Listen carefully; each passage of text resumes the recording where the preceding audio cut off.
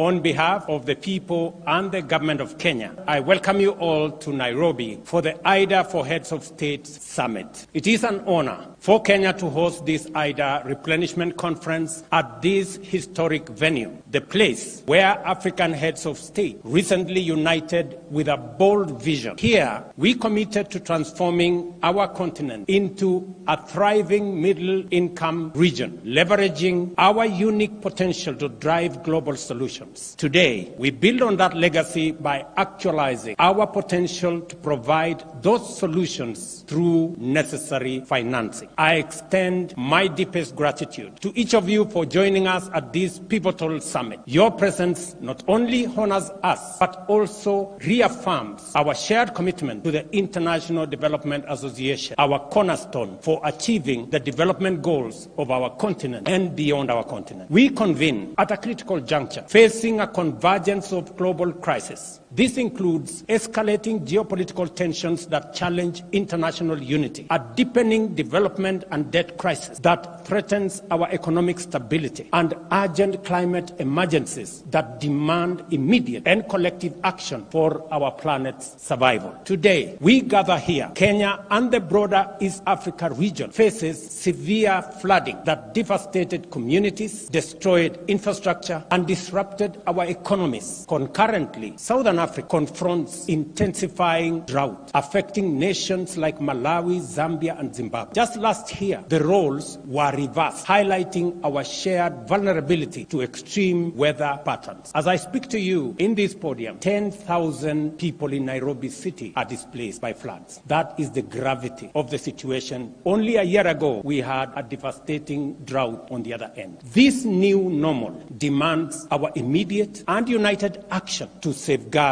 our collective future. This underscores the critical role of IDA for Africa Summit. As a cornerstone of financing for Africa, IDA has directed 75% of its total commitments, nearly $26 billion, to our continent in the last fiscal year, with African nations comprising 8 of IDA's top 10 borrowers. This support is not just financial. It is a lifeline for our development and also our stability. And your presence, personal presence, my friend Ajay Banga, in this meeting is a demonstration of the centrality of the discussions that will happen in this meeting and your personal commitment to this continent, which we appreciate. IDA stands out for its rapid and decisive action during crisis, distinguishing itself from other funding sources. Its demand-driven program, combined with concessional loans of 40 to 50 years, empower borrowing nations to pursue sustainable long-term development strategies. And this is what we have been asking for. Long-term concessionary. We now want to discuss in this meeting scale. That is the only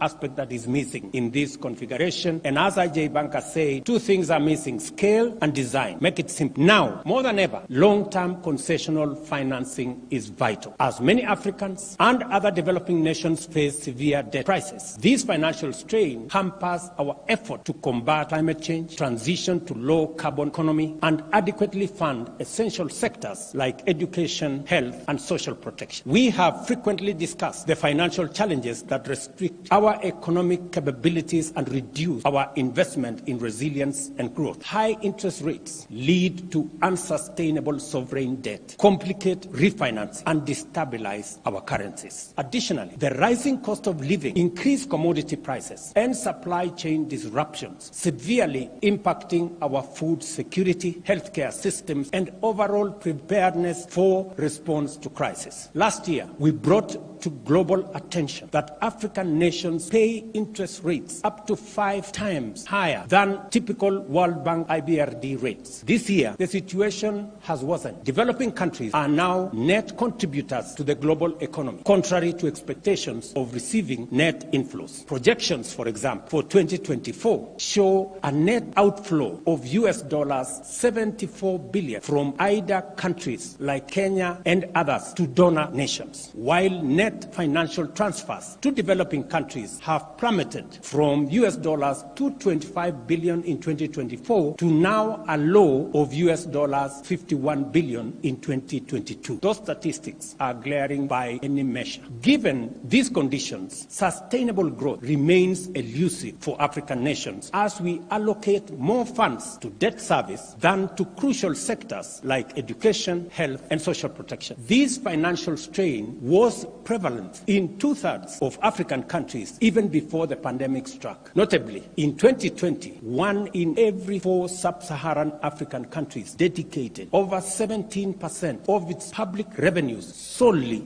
to interest payments. The IMF reports that sub-Saharan Africa's ratio of interest payments to revenue has more than doubled in a decade, reaching nearly 4 times that of advanced economies by the end of 2022. As a result, over half of IDA recipients today face debt distress or are at a high risk of debt distress. IDA remains their most dependable source of patient capital, with every dollar of donor financing enabling an additional $3.5 in capital market leverage to amplify development impact. This endeavor transcends financial returns. It is about fulfilling our collective global aspirations. Africa's commitment to economic transformation, reducing poverty and inequality, and enhancing human well-being is essential and demands significant capital investment. Moreover, the global goal of achieving net zero by 2050 cannot be realized without Africa's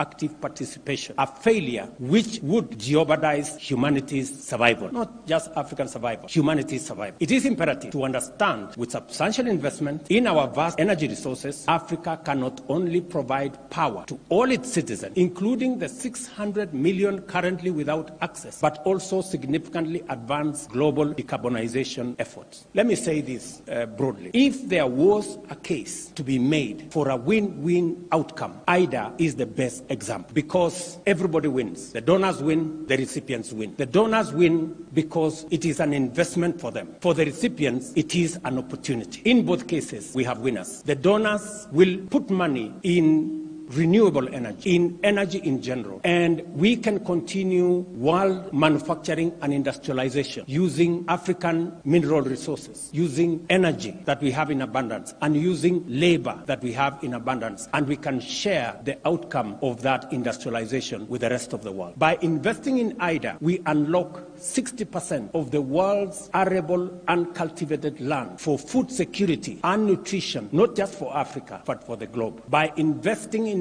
IDA, we unlock the human resource potential in our continent, Africa being the youngest continent in the world. Investing in education, in health, in social protection gives us the opportunity to provide 40% of the world's workforce by 2050. Investing in IDA gives us the opportunity to decarbonize global economy and provide for green growth. Let me say this. Our continent possesses 60% of the world's prime solar resources, and our untapped renewable energy potential exceeds 50 times the projected global electricity demand by 2040. However, realizing this requires a shift in investment strategies with affordable long-term capital at scale being central. Our proposal and request entail a vision for an Africa-driven socio-economic development executed with transparency and inclusiveness. And our case is straightforward. Let me put it this way. Significant capital injection into IDA is crucial. The G20 independent expert group recommends tripling IDA's financing capacity to $279 billion by 2030, while maintaining the essential concessional nature of its financing. At the very least, and if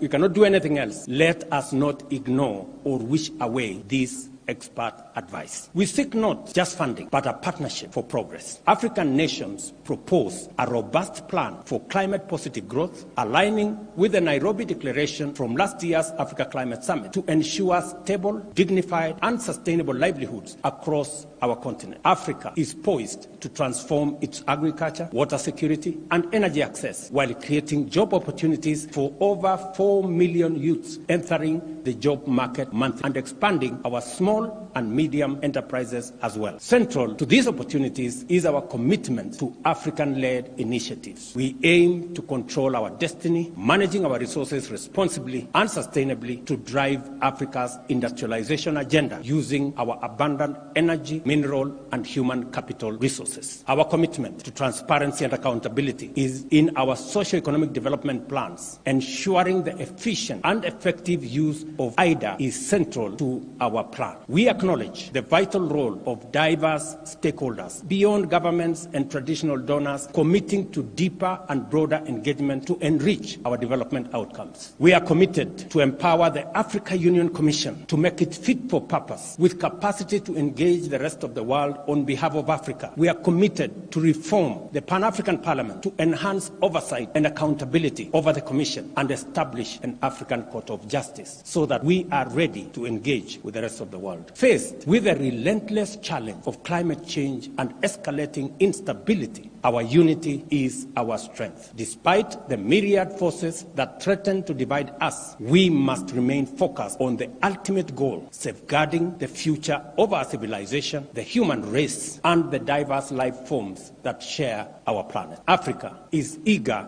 to contribute to the solution. Our continent offers a viable and promising pathway to a future of prosperity for all humanity, harnessing our rich resources and innovative spirit. IDA's efficiency and effectiveness make it a unique force for good. Africa recognizes this, and we don't take it for granted. We are setting an example with our ambitious plan for structural and systemic reforms, underpinned by steadfast commitment to tangible results, transparency, and a robust partnership. Given the enormity of the challenge faced by African countries and its global implications as collective emergency, we call on our partners to meet us at this historic moment of solidarity and respond effectively by increasing their IDA contribution from the $93 billion raised in 2021 to at least $120 billion in 2024. As we make this call, we as African heads of state and government commit to play our part by taking deliberate and robust actions to improve fiscal discipline, increase domestic revenue mobilization, develop investor-friendly policies, and enhance anti-corruption measures. IDA exemplifies the best of global cooperation, characterized by compassion, lasting dedication, and a fruitful collaboration. By fortifying IDA, we do more than just honor these values. We significantly enhance our joint ability to tackle global challenges. Let us value and expand